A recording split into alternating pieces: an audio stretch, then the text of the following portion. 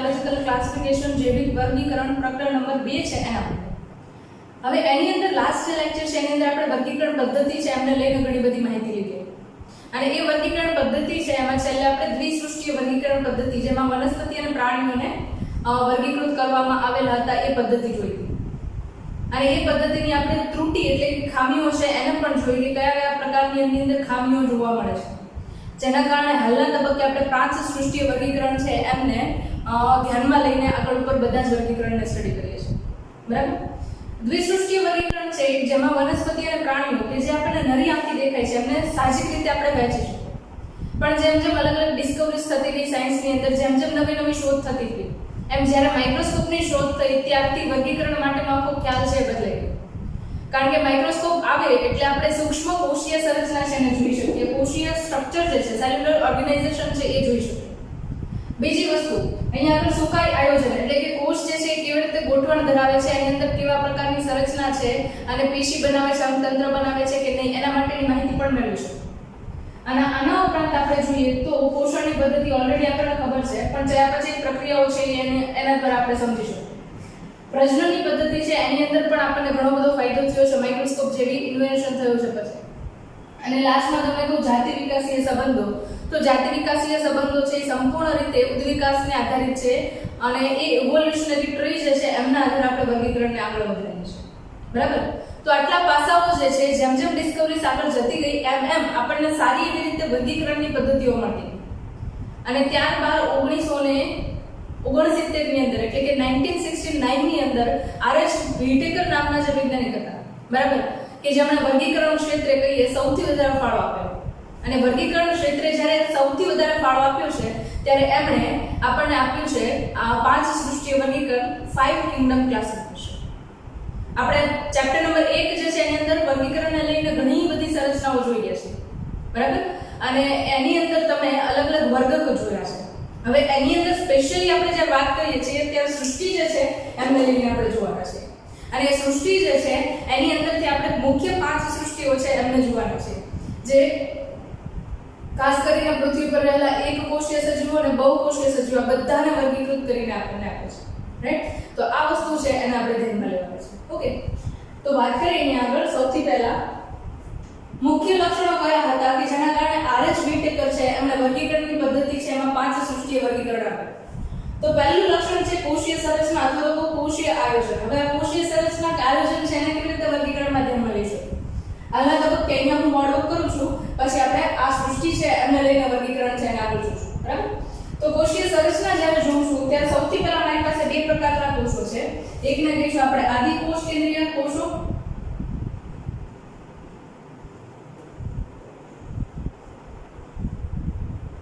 અને બીજો આપણી પાસે છે એને કહીએ આપણે સુકોષ કેન્દ્રીય કોષ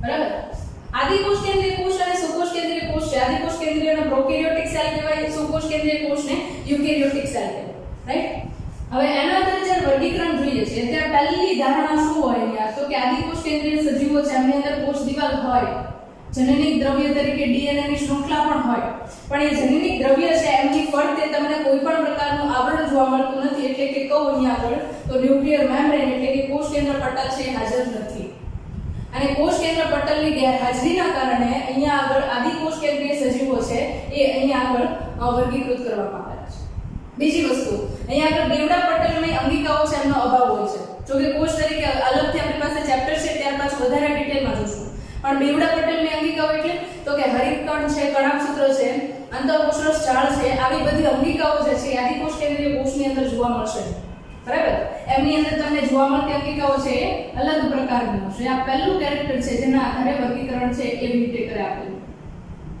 ઓકે સાથે સાથે જોઈએ સુકોષ કેન્દ્રીય કોષ જે છે એની અંદર તમે જુઓ તો ત્યાં આગળ તમને શું જોવા મળે તો કે ત્યાં આગળ તમે જનનિક દ્રવ્ય જુઓ છો એ ચોક્કસ રીતે પટલની સંરચના વડે આવૃત હોય છે અને આ પટલ એટલે ન્યુક્લિયર એન્વેલોપ અથવા તો કોષ કેન્દ્ર પટલ અથવા તો ન્યુક્લિયર મેમ્બ્રેન આ ધારો કે નું જનનિક દ્રવ્ય છે અને સાથે સાથે એની અંદર તમે જુઓ તો ઘણી બધી પ્રકારની અંગિકાઓ ફોર એક્ઝામ્પલ અંતઃકોષરસ જાળ કે જે લગભગ કોષ કેન્દ્ર છે એની નજીકમાં ગોઠવાયેલી હોય, જેમાં ખરબચડી અને લીસી બે પ્રકારની અંતઃકોષ જાળ. એના ઉપરાંત કણાભસૂત્ર જો પ્રાણી કોષ અને વનસ્પતિ કોષ હશે તો બંનેની અંદર કણાભસૂત્ર પણ હાજર હશે. જો હરિતકણ હશે તો મતલબ કે એ કયો કોષ હશે તો કે એ જે છે એ વનસ્પતિ કોષ હશે. તો આ બધી લાક્ષણિકતાઓ જે છે એમના આધારે આપણે અહીંયા આગળ સુકોષ કેન્દ્રીય કોષ અને આદિકોષ કેન્દ્રીય કોષ છે એમની અંદર વર્ગીકૃત કરીએ છીએ. આના ઉપરાંત રિબોઝોમ્સ જેવી સંરચનાઓ છે એ પણ કોષરસની અંદર આવેલી હશે. તો આવા પ્રકારના જે કોષ હતા એને આપણે કેવા કહીએ છીએ? સુકોષ કેન્દ્રીય કોષ કહીએ છીએ. બીજો પ્રકાર છે અહીંયા આગળ સુકાઈ આયોજન, સ્ટ્રક્ચરલ ઓર્ગેનાઇઝેશન ઓફ ઓર્ગેનિઝમ.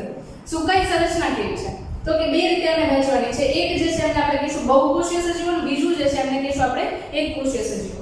તો બહુકોષીય અને એકકોષીય સજીવોનું આયોજન જોઈએ તો એની અંદર ખાસ કરીને આપણને સુકોષ કેન્દ્રીયમાં આ પ્રકારનું આયોજન જોવા મળે. એકકોષીય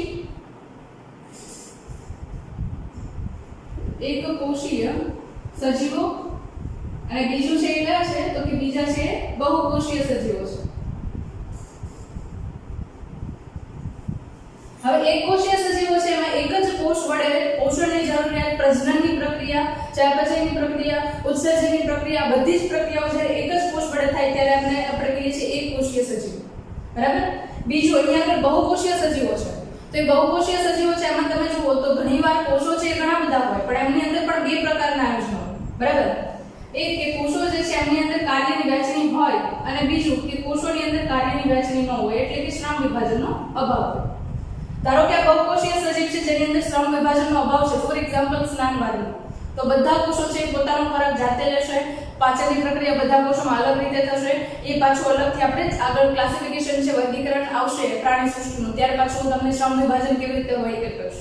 બરાબર. અને બીજા બહુકોષીય સજીવો છે કે જેમની અંદર ચોક્કસ કાર્યની વહેંચણી જોવા મળે.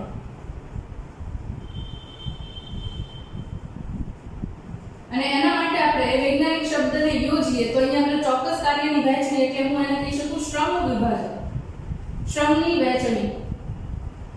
શ્રમની વહેંચણી એટલે શું તો કે આપણને ખબર છે કે આપણા બહુકોષીય સજીવો છે, આપણા શરીરની અંદર અલગ અલગ તંત્ર આવેલા છે, અંગ આવેલા છે. આપણે જોઈએ તો યકૃત છે એમનું કામ અલગ છે, પાચનમાં છે તો એ પાચનનું કાર્ય કરશે, આંખ છે એ જોવાનું કામ કરશે, કાન છે એ સાંભળવાનું કામ કરશે. મતલબ કે દરેક કોષ એ ચોક્કસ કાર્યની રીતે વિભેદિત થઈ ગયું છે. અને એ જે પ્રકારે વહેંચણી જોવા મળે છે એ ઉચ્ચ કક્ષાનું આયોજન કહેવાય, જે તમને લગભગ વનસ્પતિ સૃષ્ટિ અને પ્રાણી સૃષ્ટિની અંદર ખૂબ સારી રીતે જોવા મળે છે. બરાબર. ઓકે. એના પછીનું જોઈએ બે કેરેક્ટર જોયા આપણે, કયા તો કે કોષીય સંરચના, આદિકોષ કેન્દ્ર હોય કે સુકોષ કેન્દ્ર. બીજું જોયું આપણે સુકાઈ આયોજન, બહુકોષીય છે કે એકકોષીય છે. બહુકોષીય છે તો એની અંદર શ્રમ વિભાજન છે કે નથી. બરાબર. જ્યારે આદિકોષ કેન્દ્રીય છે એની અંદર શ્રમ વિભાજન જેવી કોઈ સંરચના હશે નહીં, કારણ કે પોતે જ એક કોષ તરીકે હંમેશા જીવંત હોય છે. બરાબર. નેક્સ્ટ એના પછી પોષણની પદ્ધતિ. હવે પોષણની પદ્ધતિ છે એને હું અહીંયા બે પ્રકારની કહી શકું, સ્વયંપોષી અને બીજું છે એને કહીશું પરપોષી. બરાબર. સ્વયંપોષી એટલે તમને ખબર છે કે પોતાનો ખોરાક જાતે બનાવે, ખાસ કરીને આપણે જોઈએ તો પ્રકાશ સંશ્લેષણ, ફોટોસિન્થેસિસ. બરાબર. અને પરપોષી સજીવોની અંદર જોઈએ તો એ હંમેશા પરોપજીવી તરીકે હશે અથવા તો મૃતોપજીવી તરીકે હશે. શબ્દો ખાસ સમજી લેજો. બરાબર. પ્રકાશ સંશ્લેષણની પ્રક્રિયા વડે કરે છે એટલે કે એ લોકો પોતાનો ખોરાક છે જાતે બનાવી શકે છે, ખાસ કરીને વનસ્પતિ કે જેમની અંદર હરિતકણ હાજર છે. તો આવા પ્રકારના જે છે એમને શું કહીશું આપણે? પ્રકાશ સંશ્લેષણ કરવાની પદ્ધતિ હાજર હોય એવા પ્રકારના સ્વયંપોષી સજીવો.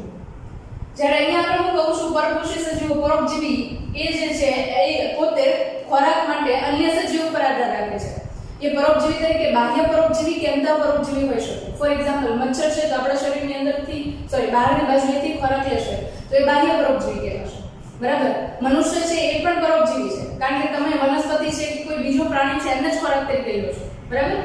એ જ રીતે મૃતોપજીવી છે તો ઘણીવાર તમે જુઓ છો કે માખી છે, બરાબર, એ મૃત થયેલા સજીવો છે એમની અંદર ઈંડા મૂકે છે કે એમની અંદરથી પોષણ મેળવે છે, તે મૃતોપજીવી પ્રકારનું પોષણ છે. બરાબર. તો આ બે મુખ્ય પોષણની પદ્ધતિ છે, એક સ્વયંપોષી અને બીજું પરપોષી. હવે પ્રકાશ સંશ્લેષણ એક જ સ્વયંપોષીમાં નહીં આવે, બીજું જે આવે એને આપણે કહીએ છીએ રસાયણ સંશ્લેષણ.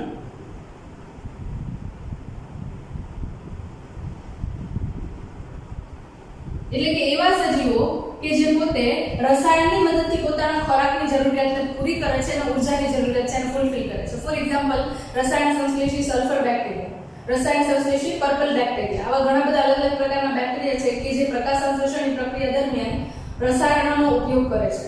બરાબર, એનો મોડ ઓફ એક્શન એવું શું છે એ પાછા આગળ આપણે જોઈશું. ઓકે, નેક્સ્ટ એના પછીનો કેરેક્ટર જોઈએ તો પ્રજનન. પ્રજનન જે છે એની અંદર ખાસ મુખ્ય બે પદ્ધતિ છે આપણે ચેપ્ટર નંબર 1 ની અંદર જોઈએ છે. એક અલિંગી પ્રજનન અને બીજું લિંગી પ્રજનન. અલિંગી પ્રજનન એ સેક્સ્યુઅલ રિપ્રોડક્શન અને બીજું સેક્સ્યુઅલ એટલે કે લિંગી પ્રજનન. ઓકે, અલિંગી પ્રજનન છે એની અંદર આપણે જોઈ ગયા કે એક જ સજીવ છે એના વડે આખા નવા સજીવનું નિર્માણ થાય તો એને આપણે અલિંગી પ્રજનન પદ્ધતિ કહીએ છીએ. જ્યારે અહીંયા આપણે લિંગી પ્રજનન કહીએ છીએ તો ત્યાં આપણે બે અલગ અલગ પ્રકારના સજીવો વડે બે અલગ અલગ પ્રકારના કોષો નિર્માણ પામે છે અને અલગ અલગ પ્રકારના કોષો જે છે એમના વડે પ્રજનનની પ્રક્રિયા પૂર્ણ કરવામાં આવે છે, તો એ લિંગી પ્રજનન છે.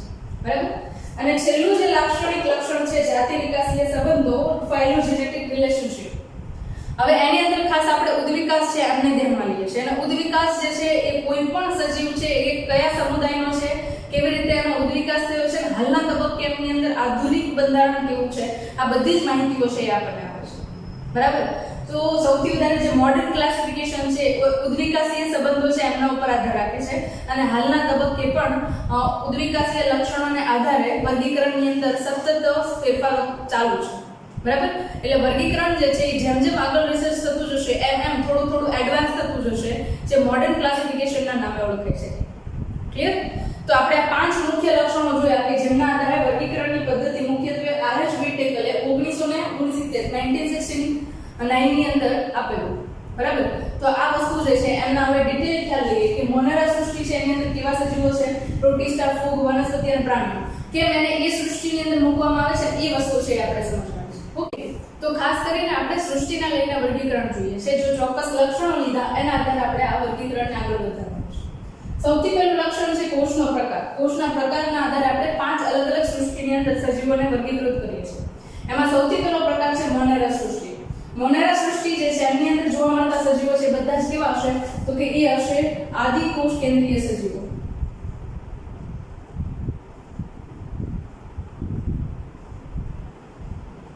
હવે આપણને ખ્યાલ ક્લિયર છે કે આદિ કોષ કેન્દ્રીય સજીવો કોને કહીએ છીએ. અને એક્ઝામ્પલ તમને કહી દઉં કે અહીંયા અંદર બેક્ટેરિયા જેટલા પણ આપણે જોઈએ છે બધા જ બેક્ટેરિયા છે આદિ કોષ કેન્દ્રીય સજીવો છે, જેમની અંદર જનનિક દ્રવ્ય છે એ ન્યુક્લિયર એન્વેલોપ એટલે કે કોષ કેન્દ્ર પટલ વડે આવૃત નથી. એટલે અહીંયા આગળ કેવા આવશે તો કે આદિ કોષ કેન્દ્રીય સજીવો. એની સિવાયના પ્રોટિસ્ટા, ફૂગ, વનસ્પતિ સૃષ્ટિ અને પ્રાણી સૃષ્ટિ બધા માટે તમે લાક્ષણિકતા જુઓ તો એ બધા માટે શું છે તો એ બધા જ છે એ સુકોષ કેન્દ્રીય સજીવો છે.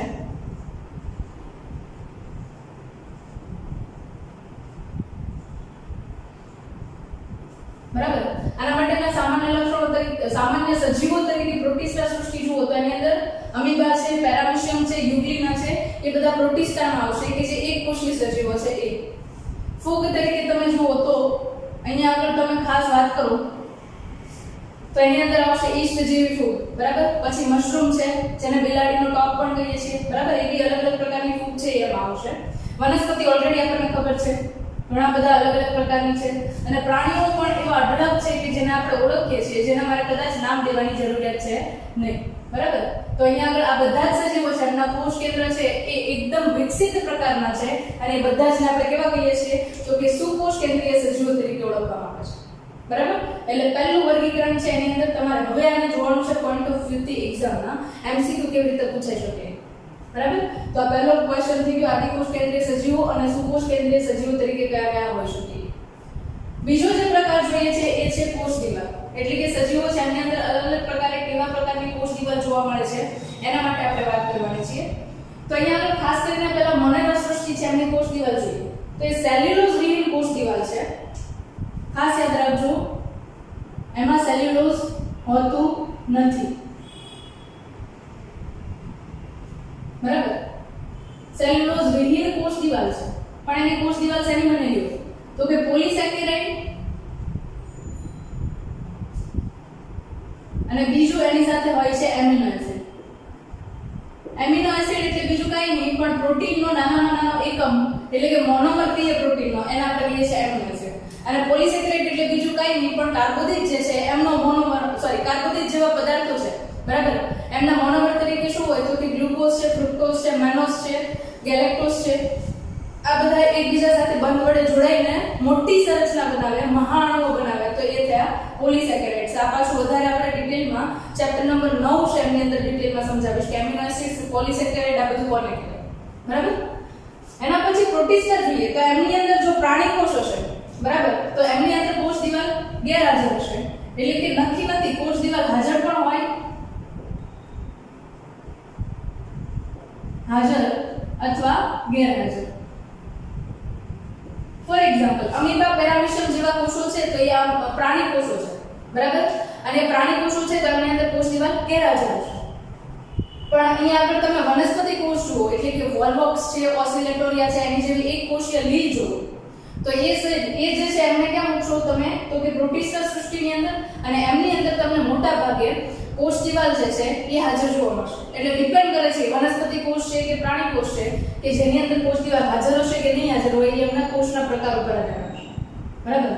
બીજું છે ફૂગ સૃષ્ટિ. ફૂગ સૃષ્ટિ જે છે એમની અંદર કોષ દિવાલ માટે વાત કરું તો મોટા ભાગે કોષ દિવાલ જે છે એ સેલ્યુલોઝ, પણ એને ખાસ કહીએ ફંગલ સેલ્યુલોઝ, બરાબર. જોઈએ તો એ મુખ્યત્વે વનસ્પતિ કોષની જેમ સેલ્યુલોઝની બનેલી કોષ દિવાલ એકલી હોતી નથી, એની અંદર કાઇટિન મિશ્રિત સેલ્યુલોઝની કોષ દિવાલ હોય છે. આ યાદ રાખજો, તમને ટેક્સ્ટ બુકમાં નથી આપ્યું.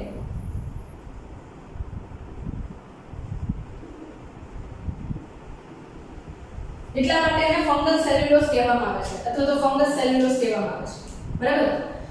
તો એ જે કોષ દિવાલ છે એમને આપણે સેલ્યુલોઝની બનેલી કહીએ એની કરતાં બેટર છે કે કાઇટિન મિશ્રિત સેલ્યુલોઝની કહીએ, કારણ કે એમની અંદર કાઇટિનની સાથે સેલ્યુલોઝ થોડા ઘણા પ્રમાણની અંદર પ્રેઝન્ટ હોય છે, બરાબર. જે આપણે ડિટેલમાં ફૂગ સૃષ્ટિ જોશું ત્યારે પાછું તમને એક્સપ્લેન કરીશું. વનસ્પતિ સૃષ્ટિ જે છે એમની અંદર કોષ દિવાલ શેની બનેલી હોય આ બધાને ખબર હશે, કોષ દિવાલ સેલ્યુલોઝની બનેલી હોય, અને આ જ વનસ્પતિ કોષ છે એનું લાક્ષણિક લક્ષણ છે, આ પણ આપણને આઈડિયા છે, રાઈટ. પ્રાણી સૃષ્ટિ જે છે એમનું મુખ્ય લક્ષણ છે કે એમની અંદર કોષ દિવાલ હાજર હોતી નથી, કોષ દિવાલ ગેરહાજર, બરાબર. આ આટલી વસ્તુ જે છે એ તમારે કોષ દિવાલને લઈને 5 સૃષ્ટિ વર્ગીકરણ છે એમની અંદર યાદ રાખવાનું છે, બરાબર. નેક્સ્ટ એના પછી જોઈએ તો આપણી પાસે છે કોષ કેન્દ્ર પટલ. હવે આદિકોષ કેન્દ્રીય સજીવ અને સુકોષ કેન્દ્રીય સજીવ આ બંનેના કોષો જો છે હમણાં મેં તમને સમજાવ્યા એ ક્લિયર હોય ને તો અહીંયા આગળ તમને ઓટોમેટિકલી આઈડિયા આવી જશે, બરાબર. ઓકે, હવે કોષનો પ્રકાર કેવો હતો? આદિકોષ કેન્દ્રીય. આદિકોષ કેન્દ્રીય શા માટે કીધા હતા તો કે એમના જનનિક દ્રવ્યની ફરતે આપણને કોષ કેન્દ્ર છે એ ગેરહાજર જોવા મળે છે, બરાબર. તો અહીંયા આગળ ઓબ્વિયસ છે કે આદિકોષ કેન્દ્રીય સજીવ હશે તો એની અંદર કોષ કેન્દ્ર પટલ ગેરહાજર હશે. એટલા માટે જ આપણે એને કેવા કીધા તો કે એટલા માટે જ એને આપણે આદિકોષ કેન્દ્રીય સજીવો કીધા. એટલે કે પહેલી લાઈનનું કેરેક્ટર યાદ રાખો તો ત્રીજી લાઈન છે ઓટોમેટિકલી યાદ રહી જશે. બાકીના બધા જ છે કેવા હતા? સુકોષ કેન્દ્રીય કોષ હતા. શું કામ કીધા હતા એને સુકોષ કેન્દ્રીય કોષ? કારણ કે એમની અંદર કોષ કેન્દ્ર પટલ છે હાજર હતું. તો અહીંયા આગળ આ બધા જ સજીવો છે કેવા હશે તો કે કોષ કેન્દ્ર પટલ હાજર હોય એવા, બરાબર. તો એ પ્રોટીસ્ટા છે એમની અંદર પણ કોષ કેન્દ્ર પટલ હાજર હશે, ફૂગની અંદર પણ હાજર હશે, વનસ્પતિ સૃષ્ટિ છે એમની અંદર પણ હાજર હશે, અને પ્રાણી સૃષ્ટિ છે એમની અંદર પણ કોષ કેન્દ્ર પટલ છે એ હાજર હશે, બરાબર. ખાલી ગેરહાજર માટે તમારે યાદ રાખવાનું છે આદિકોષ કેન્દ્રીય સજીવો મોનેરા સૃષ્ટિ, બરાબર. એના પછીનું છે દૈહિક આયોજન. દૈહિક આયોજન છે એના માટેનો ઓલરેડી આપણે ખ્યાલ લઈ લીધો. પહેલી વાત તો એક કોષીય સજીવો છે કે બહુકોષીય છે, અને ત્રીજું એક ઓપ્શન અહીંયા આગળ આવે છે અકોષીય સજીવો, અથવા તો હું એવું કહું કે અહીંયા આગળ વિકસિત પ્રકારનું કોષીય આયોજન નથી ધરાવતા એવા પ્રકારના સજીવો, બરાબર છે. તો એને લીધે જ્યારે હું દૈહિક આયોજન કહું છું અહીંયા આગળ ત્યારે અહીંયા બધા જ સજીવો છે એની અંદર કોષીય આયોજન તો હાજર જ છે. આ આદિકોષ કેન્દ્રીય સજીવ છે પણ એની અંદર વિકસિત આયોજન નથી, પણ એ તો છે એમ તે કોષ. પણ કદાચ જો અકોષીય ઓર્ગેનિઝમ તરીકે તમને પૂછવામાં આવે તો એ સજીવ અને નિર્જીવની જોડતી કડી તરીકે વાયરસ કહી શકો, બરાબર. જે સજીવની અંદર દાખલ થાય ત્યારે જીવંત હોય, સજીવમાંથી બહાર નીકળે ત્યારે એ મોટા ભાગે મૃત થાય છે અમુક કલાકોની, બરાબર છે. તો અહીંયા આપણે દૈહિક આયોજનને લઈને વાત કરીએ તો આ કેવા છે તો કે કોષીય આયોજન ધરાવે છે મોનેરા સૃષ્ટિના સજીવો, બરાબર. બેક્ટેરિયા છે કે આવા પ્રકારના કોષ ધરાવે છે જેની અંદર પીલી અને ફિબ્રી જેવી સંરચના હોય અને ઘણી બધી વાર તમને પક્ષમાં પણ જોવા મળતા હોય છે, બરાબર. આવા પ્રકારે એક બેક્ટેરિયા છે એમનું આયોજન જોવા મળે જે આગળ પર આપણે ડિટેલમાં સ્ટડી કરવાના છીએ. પ્રોટિસ્ટા છે એ પણ આપણને ખબર છે એક કોષીય સજીવો છે બધા જ, બરાબર. એટલે અહીંયા પણ કોષીય આયોજન હશે.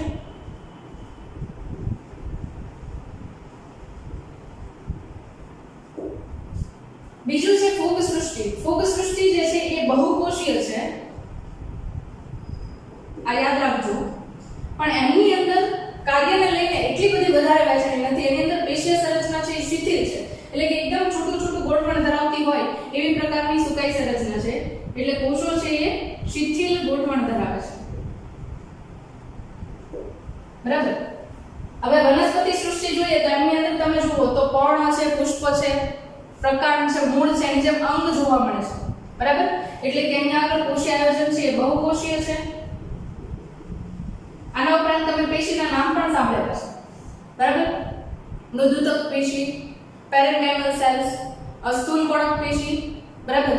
પછી દ્રઢોતક પેશી, ચલવાહક પેશી, અન્વાહક પેશી, ફ્લુએમ, ઝાયલમ, બરાબર. આ બધા નામ સાંભળેલા છે. મતલબ કે એની અંદર પેશી આયોજન પણ જોવા મળે છે. અને ત્રીજું અહીંયા કહું તો અંગો પણ એની અંદર જોવા મળે છે, બરાબર. પણ છે એ વનસ્પતિનો એક અંગ કહી શકે, મૂળ છે એ પણ એનું અંગ કહી શકે, બરાબર. પ્રાણી સૃષ્ટિ જોઈએ તો એ સૌથી વિકસિત હોય એવા પ્રકારનું આયોજન ધરાવે છે. પ્રાણી સૃષ્ટિ છે એ સૌથી વિકસિત હોય એવા પ્રકારનું આયોજન ધરાવે છે, જેની અંદર તમને બહુકોષીય સજીવો જોવા મળશે ઘણા બધા. અને એની સાથે સાથે તમે જુઓ તો એમની અંદર ઘણા સજીવો છે પેશી આયોજન ધરાવે છે, ઘણા સજીવો છે અંગો સુધીનું આયોજન ધરાવે છે, અને ઘણા સજીવો છે અંગ તંત્ર સુધીનું પણ આયોજન ધરાવે છે. અંગ તંત્રો તરીકે કહું તો મનુષ્યની અંદર તમે અલગ અલગ અંગ તંત્રો છે એમના વડે સિસ્ટમ કહો છો, બરાબર. રુધિરાભિસરણ તંત્ર એટલે કે સર્ક્યુલેટરી સિસ્ટમ, પછી શ્વસન તંત્ર, પાચન તંત્ર, ચેતાતંત્ર, અંતસ્ત્રાવી તંત્ર, કંકાલ તંત્ર, આ બધા જ તંત્ર છે એ ભેગા મળીને આખું શરીરનું આયોજન કરતા હોય છે. મતલબ કે પ્રાણીની અંદર બહુકોષીય સજીવો તરીકે અલગ અલગ પ્રકારના બધા જ આયોજન ધરાવતા પ્રાણીઓ છે તમે જુઓ છો. ક્લિયર? નેક્સ્ટ એના પછી લાસ્ટ છે પોષણની પદ્ધતિ. હવે આ તો એકદમ ઈઝી ટોપિક છે. અત્યાર સુધીનો લાઈફનો તમારો એક્સપિરિયન્સ છે એને લઈને તમે વિચારવાની ટ્રાય કરો તો આમાંથી અડધું તો તમને એમને ખબર છે, બરાબર છે. હવે બેક્ટેરિયા જે છે એમને ખાસ તમારે સમજવા પડે. અહીંયા આગળ તમને કહું તો બેક્ટેરિયા જે છે એમની અંદર બે પ્રકારની પદ્ધતિ છે. એક જે છે એ સ્વયંપોષી પ્રકારે છે અને બીજા જે છે એ પરપોષી પ્રકારની પદ્ધતિ પણ ધરાવે છે, બરાબર. તો સ્વયંપોષી તરીકે અહીંયા આગળ કહું તો બે પ્રકાર છે એની અંદર. એક જે છે પ્રકાશ સંશ્લેષી બેક્ટેરિયા, જેમની અંદર હરિત દ્રવ્ય હાજર હોય છે. હરિત કણ નથી કહેતી હું, હરિત દ્રવ્ય કહું છું, બરાબર. અને આવા એક્ઝામ્પલ તરીકે તમને હું કહું તો અહીંયા આગળ છે ક્લોરોફિલ ધરાવતા હોય એવા પ્રકારના નીલહરિત લીલ, બરાબર, જેને આપણે પ્રકાશ સંશ્લેષી બેક્ટેરિયા તરીકે પણ ઓળખીએ છીએ, બરાબર. અને બીજા છે એ છે રસાયણ સંશ્લેષી બેક્ટેરિયા કે જે રસાયણનો ઉપયોગ કરીને પોતે ઊર્જા મેળવે છે. ફોર એક્ઝામ્પલ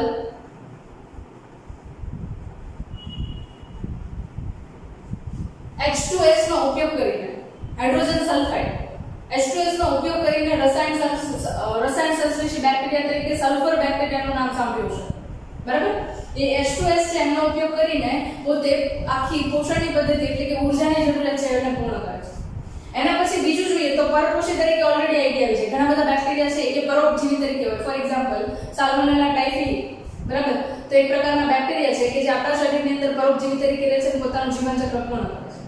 ઘણા બેક્ટેરિયા છે મૃતોપજીવી હોય. ફોર એક્ઝામ્પલ મરેલા જે કોઈ પણ સજીવો છે જેમનું કોહવાટ કરવાની પ્રક્રિયા કરે છે અને એમના વડે એમનું વિઘટન કરે છે. ફોર એક્ઝામ્પલ વનસ્પતિ છે એમના પર્ણો છે ધીરે ધીરે કરતા કોહવાટ પામે છે અને જમીનની અંદર મિશ્રિત થાય છે. તો એ મૃતોપજીવી પ્રકારના છે. એટલે પરપોષી તરીકે પરોપજીવી કે મૃતોપજીવી હોઈ શકે છે, બરાબર. નેક્સ્ટ એના પછી જોઈએ તો પ્રોટિસ્ટા છે એમની અંદર પણ બંને પ્રકારનું આયોજન જોવા મળે છે, બરાબર. એ સ્વયંપોષી અથવા વિષમપોષી હોઈ શકે.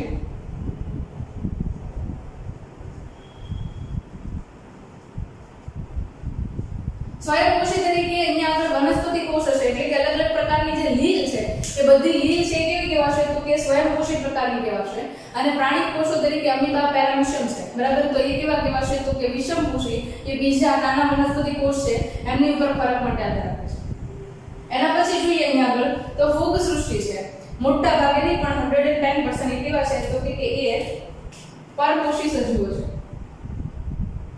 બીજા ઉપર ખોરાક માટે આધાર રાખે છે અને એ પરપોષી સજીવો તરીકે એમની અંદર બે પ્રકારની પદ્ધતિ જોવા મળે પહેલી પદ્ધતિ તરીકે અહીંયા આગળ જોઈએ તો એમની અંદર તમને જોવા મળશે પરોપજીવી અને બીજી પદ્ધતિ તરીકે અહીંયા જુઓ તો એ મૃતોપજીવી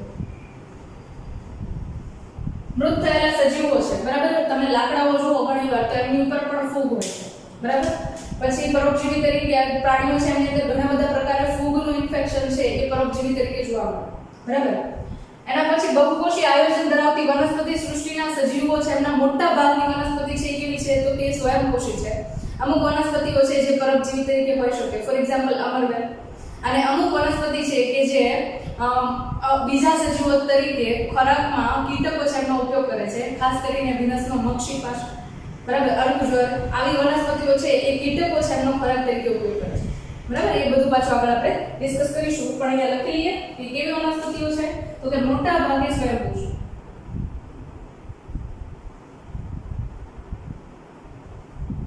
અને પ્રાણીઓ છે એ બધા જ કેવા આવશે તો કે એ પરપોષી આવશે બરાબર એમાં મૃતોપજીવી આવશે બરાબર પછી પરોપજીવી આવશે એમાં બધા જ પ્રકારના લાક્ષણિકતા ધરાવતા સજીવો છે એ આવશે તો અહીંયા આગળ આખું જે આ કોષ્ટક છે ટેબલ છે એને તમારે લોકોએ લર્ન કરી લેવાનું છે અને એ ટોપિક જે છે એની અંદરનો એક એક કોન્સેપ્ટ છે એ તમને ક્લિયર હોવો જોઈએ જો કોન્સેપ્ટ ક્લિયર હશે ને તો તમારે આ ટેબલ છે એને ગોખવું નહીં પડે તમને ઓટોમેટિકલી યાદ રહી જશે બરાબર કારણ કે આપણે એને ગોખ્યું નથી આપણે એને પૂરેપૂરું અન્ડરસ્ટેન્ડ ક્લિયર કર્યું છે કે આવા લક્ષણો છે તો શા માટે એની અંદર આવું છે અને શા માટે આપણે એને કેવી રીતે અલગ અલગ રીતે વિભાજિત કરીએ છીએ અહીંયા આપણે આ સમજીને ક્લિયર કર્યું છે છતાં પણ જો તમને કંઈ ડાઉટ રહે તો કમેન્ટ્સ બોક્સમાં કમેન્ટ કરી શકો છો હું ટ્રાય કરીશ કે તમારા કમેન્ટ્સના આન્સર